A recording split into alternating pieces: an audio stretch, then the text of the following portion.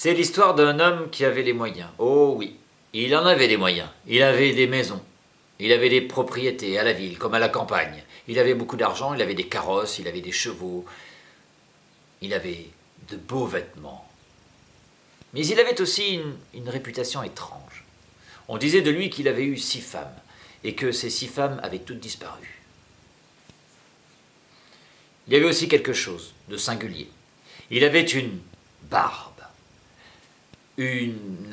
très épaisse, une barbe noire, très noire, si noire que elle en avait des reflets bleus. Et c'est pour ça qu'on l'appelait Barbe Bleue. Barbe Bleue vivait le plus souvent dans un palais et non loin de chez lui, il y avait une veuve, une dame de qualité, c'est-à-dire une femme qui aimait les sorties, les belles choses, dame de la bourgeoisie. Et cette femme veuve avait 2 filles. 2 filles, et la cadette lui plaisait particulièrement. Il la trouvait très séduisante, et il aurait bien voulu la séduire. Mais la réputation de Barbe Bleue lui faisait un peu peur, et puis cette barbe, elle la trouvait assez repoussante. Mais Barbe Bleue voulait la séduire, donc il insista, et il invita la veuve et ses 2 filles, ainsi que des amis, des voisins, à passer quelques jours à la campagne dans une de ses luxueuses propriétés. Là-bas, tout n'était que luxe et plaisir, volupté, balade, à pied, à cheval, en bateau. On dansait toute la nuit, on mangeait, oh, les repas étaient tous plus fastueux, impressionnants les uns que les autres. C'était incroyable, tant et si bien que la cadette,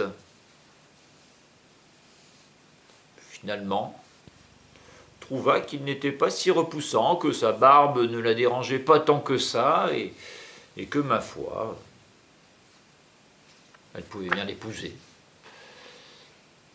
Le mariage fut conclu assez rapidement, et Barbe Bleue prit avec lui sa femme dans un de ses palais et lui présenta les lieux.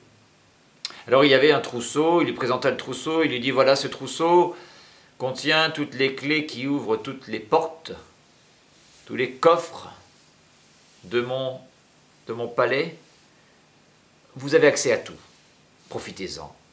Profitez de toutes les pièces, des salons, profitez de mes garde-meubles, profitez du garde-manger, profitez des coffres et des richesses. Bien entendu, vous êtes chez vous. Mais par contre, sur ce trousseau, il y a une petite clé. Oui, cette petite clé ouvre au rez-de-chaussée, tout au fond du long couloir, la petite porte qui donne sur un cabinet. Ce cabinet, vous n'y avez pas accès. Cette petite porte, je ne veux pas que vous l'ouvriez. Cette petite clé, ne l'utilisez pas. Jamais. Car si vous pénétrez dans ce cabinet, oh, il n'y a rien d'autre que vous ne pourrez attendre que ma colère. Bien. Sur ce, ils passèrent une bonne soirée. Et le lendemain, Barbe Bleue annonça à sa femme qu'il devait partir pour des affaires urgentes. Il partirait certainement plusieurs jours. Alors là, elle pourrait profiter de tout, puisqu'elle avait toutes les clés. Elle profiterait du palais, de ses richesses, de son faste, et elle pourrait inviter ses amis, qui elle voudrait. Mais par contre, la petite porte, au bout du long couloir, celle-ci, ne l'ouvrez pas. N'utilisez pas la petite clé, sinon vous le regretterez. Sur ce, il partit. La femme de Barbe Bleue invita ses amis, et alors là, on fit une fête. Oh, c'était incroyable.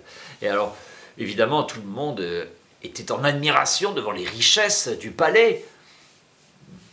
Plusieurs de ses amis étaient assez jalouses quand même, hein, de se rendre compte dans quelle situation elle s'était retrouvée. C'était incroyable. Mais elle avait du mal à profiter de la fête, à profiter de tout le monde. Elle n'avait qu'en tête cette petite porte. Elle se disait, mais si j'ai le droit d'accéder à tout dans ce palais, s'il y a autant de richesses, pourquoi ne puis-je pas rentrer dans ce cabinet? Que contient-il? Pourquoi ne puis-je pas ouvrir cette porte? Ne puis-je pas utiliser cette petite clé? Oh, sa curiosité l'emportait. Alors, elle se faufila par un escalier dérobé, au rez-de-chaussée. Et là, elle avança dans le long couloir. Et tout au bout du long couloir, il y avait la petite porte. Elle prit la petite clé, mit la petite clé dans la serrure, tourna la clé dans la serrure et ouvrit la porte.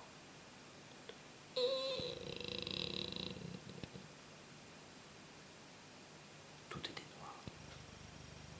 On ne voyait rien. Elle avança. Il y avait des escaliers de bois. Et au bout de quelques marches, elle toucha le sol, mais c'était étrange, une sensation visqueuse. Petit à petit, ses yeux s'habituaient au noir. Il y avait une fenêtre fermée. On ne voyait quasiment rien, puis tout à coup, elle aperçut l'horreur. Sur les murs, là, étaient accrochés les corps des 6 femmes de Barbe Bleue. Toutes avaient été égorgées. Horreur. Elle était tellement choquée qu'elle fit tomber la clé par terre.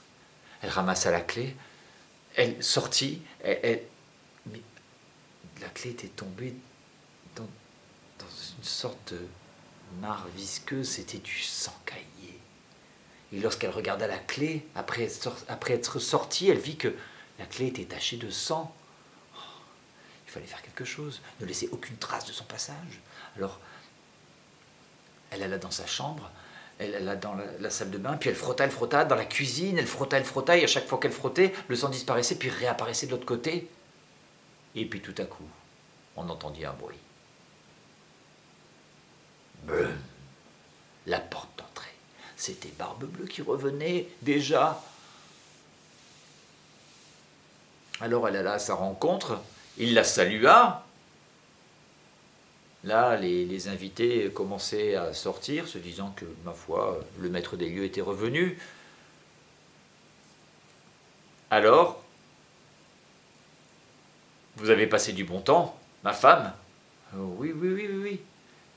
Je suis désolé, je rentre un peu tôt, je vous fais la surprise, mais mes affaires ont été réglées précocement. Je suis bien heureux de revenir si tôt. Bien, vous en avez bien profité. Oh, oui. Vous avez invité du monde, je vois, c'est très bien. Vous ne vous êtes pas ennuyé? Oh non, pas du tout. Bien.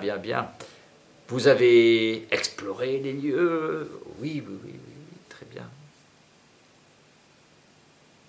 Et la petite porte? Vous ne l'avez pas ouverte, j'espère? Non, bien entendu. Très bien. Donnez-moi les clés. Elle lui tendit le trousseau. Barbe Bleue le regardait, mais il en manque une.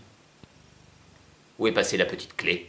C'est-à-dire que la petite clé, je l'ai laissée dans ma chambre, puisque je ne pouvais pas m'en servir. Très bien. Vous me la donnerez demain? Elle passa la nuit entière à frotter. Le sang ne disparaissait pas. Oh, elle ne savait pas quoi.